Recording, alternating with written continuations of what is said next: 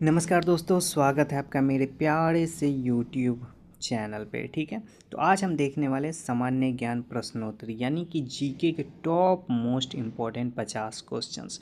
और ये सारे के सारे वैसे क्वेश्चंस हैं जो कहीं ना कहीं आपसे एग्ज़ाम में मिल ही जाते हैं। तो चलिए आज का सवाल हम शुरू करते हैं और अपनी तैयारी को बेहतर बनाते हैं। तो आज का हमारा पहला सवाल है, भारतीय संविधान की किस अनुसूची में नगर पालिकाओं से संबंधित प्रावधान है? ऑप्शन है 12वीं अनुसूची, 11वीं अनुसूची, 10वीं अनुसूची और 9वीं अनुसूची। तो इसका जो सही उत्तर है वो है 12वीं अनुसूची। ठीक है, 12वीं अनुसूची में नगर पालिकाओं से संबंधित प्रावधान किए गए हैं। चलिए, तो हमारा अगला सवाल है, फॉरवर्ड ब्लॉक की स्थापना किसने की थी? ऑप्शन है सुभाष चंद्र बोस, जवाहरलाल नेहरू, भगत सिंह या फिर लाला लाजपत राय। तो इसका जो सही उत्तर है वो है सुभाष चंद्र बोस। ठीक है, सुभाष चंद्र बोस ने फॉरवर्ड ब्लॉक की स्थापना की थी। हमारा अगला सवाल है, राज्य पुनर्गठन आयोग का गठन कब किया गया था? हमारा अगला सवाल क्या है, राज्य पुनर्गठन आयोग का गठन कब किया गया था? ऑप्शन है 1953, 1947, 1956 और 1960। तो इसका जो सही उत्तर है वो है 1953। 1953 में राज्य पुनर्गठन आयोग का स्थापना किया गया था। चलिए, तो अब हमारा अगला सवाल है, ऑपरेशन कैक्टस। क्या सवाल है? ऑपरेशन कैक्टस किस देश से संबंधित भारतीय सैन्य अभियान था? ऑप्शन है मालदीव, श्रीलंका, नेपाल और भूटान। तो इसका जो सही उत्तर है वो है मालदीव। ठीक है, मालदीव और भारत के बीच ऑपरेशन कैक्टस सैन्य अभियान हुआ था। चलिए, हमारा अगला सवाल है, एंटीबॉडी का निर्माण शरीर में कौन करता है? ऑप्शन है लिम्फोसाइट, आरबीसी, प्लेटलेट्स या फिर न्यूरॉन। तो इसका जो सही उत्तर है वो है लिम्फोसाइट। ठीक है, एंटीबॉडी का निर्माण लिम्फोसाइट के द्वारा शरीर में किया जाता है। हमारा अगला सवाल है, भारत का मैग्ना कार्टा किसे कहा जाता है? ऑप्शन है रानी विक्टोरिया की घोषणा, regulating act 1773, Pitt's India act या फिर भारतीय परिषद अधिनियम 1909। तो इसका जो सही उत्तर है वो है रानी विक्टोरिया की घोषणा। ठीक है, यानी कि रानी विक्टोरिया का जो घोषणा था उसी को भारत का मैग्ना कार्टा कहा जाता है। हमारा अगला सवाल है, ग्लोबल वार्मिंग को मापने हेतु कौन सी गैस प्रमुख संकेतक मानी जाती है? तो इसका ऑप्शन है कार्बन डाइऑक्साइड, ऑक्सीजन, हीलियम और नाइट्रोजन। तो इसका सही उत्तर है कार्बन डाइऑक्साइड। ठीक है, ग्लोबल वार्मिंग के मापने हेतु प्रमुख संकेतक माने जाने वाली जो गैस है वो है कार्बन डाइऑक्साइड, CO2। हमारा अगला सवाल है, अल हिलाल समाचार पत्र किसने शुरू किया था? ऑप्शन है अबुल कलाम आज़ाद, गांधी जी, तिलक या फिर नेहरू। तो इसका जो सही उत्तर है वो है अबुल कलाम आज़ाद। ठीक है, अल हिलाल जो समाचार पत्र था वो अबुल कलाम आज़ाद के द्वारा शुरू किया गया था। हमारा अगला सवाल है, भारतीय संविधान के किस अनुच्छेद में समानता का अधिकार निहित है? ऑप्शन अनुच्छेद 14, अनुच्छेद 19, अनुच्छेद 21 और अनुच्छेद 32। तो इसका जो सही उत्तर है वो है अनुच्छेद 14। इसी में समानता का अधिकार के बारे में बताया गया है। हमारा अगला सवाल है, न्याय दर्शन के प्रवर्तक कौन थे? ऑप्शन है गौतम, कपिल, पतंजलि या फिर जैमिनी। तो इसका जो सही उत्तर है वो है गौतम। ठीक है, न्याय दर्शन के प्रवर्तक गौतम थे। हमारा अगला सवाल है, फेबियनवाद किस विचारधारा से संबंधित है? ऑप्शन है समाजवाद, पूंजीवाद, साम्यवाद या फिर राष्ट्रवाद। तो इसका जो सही उत्तर है वो है समाजवाद। फेबियनवाद जो है वो समाजवाद विचारधारा से संबंधित है। चलिए, तो हमारा अगला क्वेश्चन है, पंचतंत्र के रचयिता कौन माने जाते हैं? ऑप्शन है विष्णु शर्मा, कालिदास, बाणभट्ट और भवभूति। तो इसका जो सही उत्तर है वो है विष्णु शर्मा। ठीक है, पंचतंत्र के लेखक कौन है? विष्णु शर्मा। हमारा अगला हमारा अगला क्वेश्चन है, विटामिन के का मुख्य कार्य क्या है? ऑप्शन है रक्त का थक्का जमना, दृष्टि सुधार, हड्डी निर्माण या प्रतिरक्षा बढ़ाना। तो इसका जो सही उत्तर है वो है रक्त का थक्का जमाना। विटामिन के का मुख्य कार्य क्या है? रक्त का थक्का जमाना। हमारा अगला सवाल है, सिविल सेवा दिवस भारत में कब मनाया जाता है? ऑप्शन 21 अप्रैल, 26 जनवरी, 15 अगस्त और 2 अक्टूबर को। तो इसका जो सही उत्तर है वो है 21 अप्रैल। ठीक है, 21 अप्रैल को सिविल सेवा दिवस मनाया जाता है। हमारा अगला सवाल है, दिल्ली चलो का नारा किसने दिया था? ऑप्शन है सुभाष चंद्र बोस, गांधी जी, भगत सिंह और नेहरू। तो इसका जो सही उत्तर है वो है सुभाष चंद्र बोस। ठीक है, दिल्ली चलो का नारा किसने दिया था? सुभाष चंद्र बोस ने दिया था। हमारा अगला सवाल है, ब्लैक होल सिद्धांत से किस वैज्ञानिक का नाम जुड़ा है? ऑप्शन है स्टीफन हॉकिंग, न्यूटन, आइंस्टीन और गैलीलियो। तो इसका जो सही उत्तर है वो है स्टीफन हॉकिंस।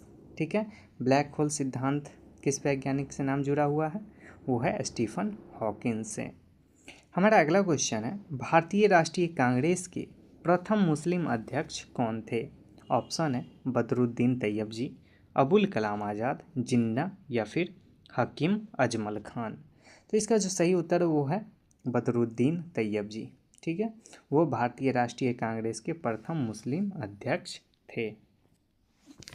हमारा अगला सवाल है, प्लाज्मा झिल्ली मुख्यतः किससे बनी होती है?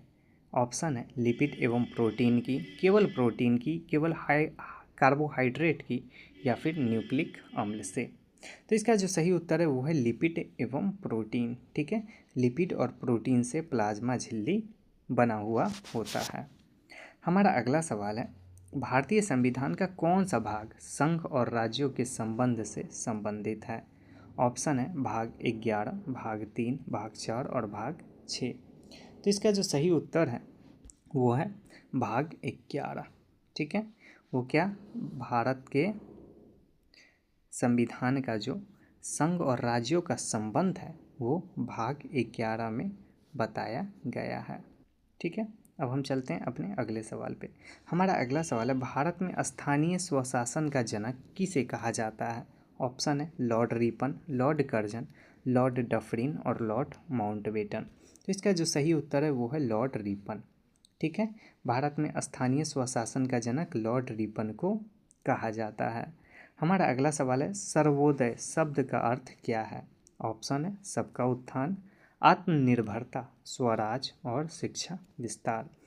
तो इसका जो सही उत्तर है वो है सबका उत्थान। ठीक है, सर्वोदय का अर्थ क्या है? सबका उत्थान। हमारा अगला क्वेश्चन है, फोटोसिंथेसिस में उत्पन्न ऑक्सीजन का स्रोत क्या है? ऑप्शन है जल, कार्बन डाइऑक्साइड, क्लोरोफिल और सूर्य का प्रकाश। तो इसका जो सही उत्तर है वो है जल। ठीक है, फोटोसिंथेसिस में उत्पन्न ऑक्सीजन का जो स्रोत होता है वो क्या होता है? वो जल होता है, वाटर होता है। ठीक है, अब हम चलते हैं अगले सवाल पे। हमारा अगला सवाल है, भारतीय प्रेस का मुक्तिदाता किसे कहा जाता है? अगला सवाल हमारा क्या है, भारतीय प्रेस का मुक्तिदाता किसे कहा जाता है? ऑप्शन है Lord Metcalfe, Lord Ripon, Lord Lytton या फिर लॉर्ड कर्जन। तो इसका जो सही उत्तर है वो है लॉर्ड मेटकॉफ। ठीक है, लॉर्ड मेटकॉफ को भारतीय प्रेस का मुक्तिदाता कहा जाता है। हमारा अगला सवाल है, भारतीय संविधान सभा की पहली बैठक कब हुई थी? ऑप्शन है 9 दिसंबर 1946, 15 अगस्त 1947, 26 जनवरी 1950 और 26 नवंबर 1949। तो इसका जो सही उत्तर है वो है 9 दिसंबर 1946। इसी दिन भारतीय संविधान सभा की पहली बैठक हुई थी। चलिए, तो हमारा अगला सवाल है, पेसमेकर का संबंध शरीर के किस अंग से है? ऑप्शन है हृदय, मस्तिष्क, फेफड़ा या फिर गुर्दा। तो इसका जो सही उत्तर है वो है हृदय। ठीक है, पेसमेकर का संबंध हृदय से है। हमारा अगला सवाल है, विश्व स्वास्थ्य संगठन का मुख्यालय कहाँ है? हमारा अगला सवाल क्या है, विश्व स्वास्थ्य संगठन WHO यानी कि वर्ल्ड हेल्थ ऑर्गेनाइजेशन का मुख्यालय कहाँ है? ऑप्शन है जेनेवा, न्यूयॉर्क, पेरिस या वियना। तो इसका जो सही उत्तर है वो है जेनेवा। ठीक है, वर्ल्ड हेल्थ ऑर्गेनाइजेशन का जो मुख्यालय है वो है जेनेवा में। चलिए, हमारा अगला सवाल है, गदर पार्टी की स्थापना कहाँ हुई थी? ऑप्शन है अमेरिका, इंग्लैंड, भारत या फिर जापान। तो इसका जो सही उत्तर है वो है अमेरिका। ठीक है, अमेरिका में गदर पार्टी की स्थापना की गई थी। हमारा अगला सवाल है, हरित गृह प्रभाव के कारण पृथ्वी का कौन सा भाग अधिक प्रभावित होता है? ऑप्शन है ध्रुवीय क्षेत्र, विषुवतीय क्षेत्र, मरुस्थल या फिर पर्वतीय क्षेत्र। तो इसका जो सही उत्तर है वो है ध्रुवीय क्षेत्र। ठीक है, हरित गृह प्रभाव के कारण ध्रुवीय क्षेत्र प्रभावित होता है। हमारा अगला सवाल है भारतीय संविधान की उद्देशिका यानी कि प्रियम्बल प्रस्तावना में कितने प्रकार के न्याय का उल्लेख है? ऑप्शन है 3, 2, 4 या फिर 5। तो इसका जो सही उत्तर है वो है 3।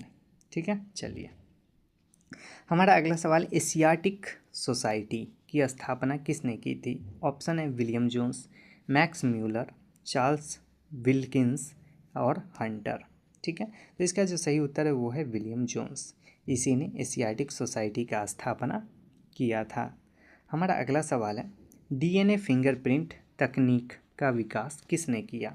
ऑप्शन है एलेक, जेफरीज, वाटसन, क्रीक या फिर मेंडल। तो इसका जो सही उत्तर है वो है एलेक जेफरीज। इसी ने डीएनए फिंगरप्रिंट तकनीक का विकास किया था। हमारा अगला सवाल है भारतीय राष्ट्रीय आंदोलन में होम रूल आंदोलन किसने शुरू किया? ऑप्शन है एनी बेसेंट एवं तिलक, गांधी जी एवं नेहरू जी, गोखले एवं दादा भाई, भगत सिंह एवं आज़ाद। तो इसका जो सही उत्तर है वो है एनी बेसेंट एवं तिलक। इन्होंने ही होम रूल आंदोलन का शुरुआत किया था। हमारा अगला सवाल है नीली क्रांति का संबंध किससे है? ऑप्शन है मत्स्य पालन, दुग्ध उत्पादन, खाद्यान्न उत्पादन और तेल उत्पादन। तो इसका जो सही उत्तर है वो है मत्स्य उत्पादन। ठीक है, नीली क्रांति का संबंध मत्स्य उत्पादन से है। हमारा अगला सवाल है मोनोपोली बाजार की कौन सी स्थिति है? ऑप्शन एक विक्रेता, अनेक विक्रेता, एक खरीदार या फिर अनेक खरीदार। तो इसका जो सही उत्तर है वो है एक विक्रेता को मोनोपोली बाजार कहा जाता है। हमारा अगला सवाल है भारतीय अंतरिक्ष कार्यक्रम के जनक किसे कहा जाता है? ऑप्शन है विक्रम साराभाई, होमी भाभा, एपीजे अब्दुल कलाम और सतीश धवन। तो इसका जो सही उत्तर है वो है विक्रम साराभाई। ठीक है, विक्रम साराभाई को भारतीय अंतरिक्ष कार्यक्रम का जनक कहा जाता है। हमारा अगला सवाल है उपनिषद किससे संबंधित है? ऑप्शन है दर्शन, चिकित्सा, गणित और राजनीति। तो इसका जो सही उत्तर है वो है दर्शन। ठीक है, उपनिषद का संबंध दर्शन से है। हमारा अगला सवाल है अम्ल वर्षा मुख्यतः किन गैस के कारण होती है? अगला सवाल क्या है? अम्ल वर्षा मुख्यतः किन गैसों के कारण होती है? ऑप्शन है सल्फर डाइऑक्साइड एवं नाइट्रोजन ऑक्साइड, ऑक्सीजन एवं हाइड्रोजन, हीलियम एवं नियॉन, कार्बन मोनोऑक्साइड एवं मीथेन। तो इसका जो सही उत्तर है वो है सल्फर डाइऑक्साइड एवं नाइट्रोजन ऑक्साइड के कारण अम्लीय वर्षा होती है। चलिए, तो हमारा अगला सवाल है भारत छोड़ो आंदोलन के समय कांग्रेस अध्यक्ष कौन थे? ऑप्शन है मौलाना अबुल कलाम आज़ाद, गांधी जी, नेहरू और पटेल। तो इसका जो सही उत्तर है वो है मौलाना अबुल कलाम आज़ाद भारत छोड़ो आंदोलन के समय कांग्रेस के अध्यक्ष थे। हमारा अगला सवाल है मौलिक अधिकार किस न्यायालय के द्वारा संरक्षित किए जाते हैं? ऑप्शन है सर्वोच्च न्यायालय, उच्च न्यायालय, जिला न्यायालय या फिर ग्राम न्यायालय। तो इसका जो सही उत्तर है वो है सर्वोच्च न्यायालय के द्वारा मौलिक अधिकार यानी कि फंडामेंटल राइट जो है वो सुप्रीम कोर्ट के द्वारा संरक्षित किए जाते हैं। हमारा अगला सवाल है चंद्रगुप्त मौर्य का यूनानी राजदूत कौन था? ऑप्शन है मेगस्थनीज, फाइयान, हेनसांग या फिर अलबरूनी। तो इसका जो सही उत्तर है वो है मेगस्थनीज। ठीक है, चंद्रगुप्त मौर्य का जो यूनानी राजदूत था वो था मेगस्थनीज। हमारा अगला सवाल है रेबीज रोग किस वायरस से होता है? ऑप्शन है rhabdo virus, adeno virus, retro virus या फिर कोरोना वायरस। तो इसका जो सही उत्तर है वो है रेब्डो वायरस। ठीक है, रेब्डो वायरस से ही रेबीज रोग होता है। हमारा अगला सवाल है राष्ट्रीय विकास परिषद का गठन कब हुआ था? ऑप्शन है 1952, 1950, 1962 और 1975। तो इसका जो सही उत्तर है वो है 1952। ठीक है, 1952 में राष्ट्रीय विकास परिषद का गठन किया गया था। हमारा अगला सवाल है विटामिन डी की कमी से कौन सा रोग होता है? ऑप्शन है रिकेट्स, स्कर्वी, बेरी और रतौंधी। तो इसका जो सही उत्तर है वो है रिकेट्स। ठीक है, विटामिन डी की कमी से रिकेट्स हमारे शरीर में होता है। हमारा अगला क्वेश्चन है इंडियन इंडिपेंडेंस एक्ट कब पारित हुआ था। अगला क्वेश्चन क्या है, इंडियन इंडिपेंडेंस एक्ट कब पारित हुआ था। ऑप्शन है 1947, 1935, 1919 और 1909। तो इसका जो सही उत्तर है वो है 1947। ठीक है, 1947 में इंडियन इंडिपेंडेंस एक्ट पारित हुआ था। हमारा अगला सवाल है राज तरंगिणी के लेखक कौन थे। ऑप्शन है कलहन, बाणभट्ट, कालिदास और भवभूति। तो इसका जो सही उत्तर है वो है कलहन। ठीक है, कलहन के द्वारा राज तरंगिणी लिखा गया है। हमारा अगला सवाल है आर्थिक नियोजन का मुख्य उद्देश्य क्या है। ऑप्शन है संसाधनों का सर्वोत्तम उपयोग, कर वृद्धि, आयात बढ़ाना या फिर निर्यात घटाना। तो इसका जो सही उत्तर है वो है संसाधनों का सर्वोत्तम उपयोग। आर्थिक नियोजन का अर्थ क्या है, संसाधनों का सर्वोत्तम उपयोग। ठीक है, ठीक है, अब हम चलते हैं अपने अगले सवाल पे। तो हमारा अगला सवाल है ओजोन दिवस कब मनाया जाता है। ऑप्शन है 16 सितंबर, 5 जून, 22 अप्रैल और 1 दिसंबर। तो इसका जो सही उत्तर है वो है 16 सितंबर। ठीक है, ओजोन दिवस 16 सितंबर को मनाया जाता है। हमारा अगला सवाल है संविधान की प्रस्तावना में स्वतंत्रता, समानता और बंधुत्व की प्रेरणा किस देश से ली गई है। ऑप्शन है फ्रांस, अमेरिका, ब्रिटेन और रूस। तो इसका जो सही उत्तर है वो है फ्रांस। ठीक है, फ्रांस से संविधान के प्रस्ताव में स्वतंत्रता, समानता और बंधुत्व की प्रेरणा ली गई है। हमारा अगला सवाल है माइटोकॉन्ड्रिया को क्या कहा जाता है। कोशिका का शक्तिगृह, कोशिका का मस्तिष्क, कोशिका का दीवार या फिर कोशिका का केंद्र। तो माइटोकॉन्ड्रिया को कोशिका का शक्तिगृह यानी कि power house of the cell कहा जाता है। तो इसी तरह से आज का हमारा क्लास ख़त्म होता है। अगर आप चैनल पे नए हैं तो चैनल को सब्सक्राइब जरूर कर लीजिएगा ताकि जो भी हम नया अपडेट देते हैं वो सब आप तक पहुंचता रहे। और हम हर दिन जीके का 50 क्वेश्चन का सेट हर दिन ज़रूर बनाते हैं जिससे कि हमारी तैयारी बेहतर हो। धन्यवाद।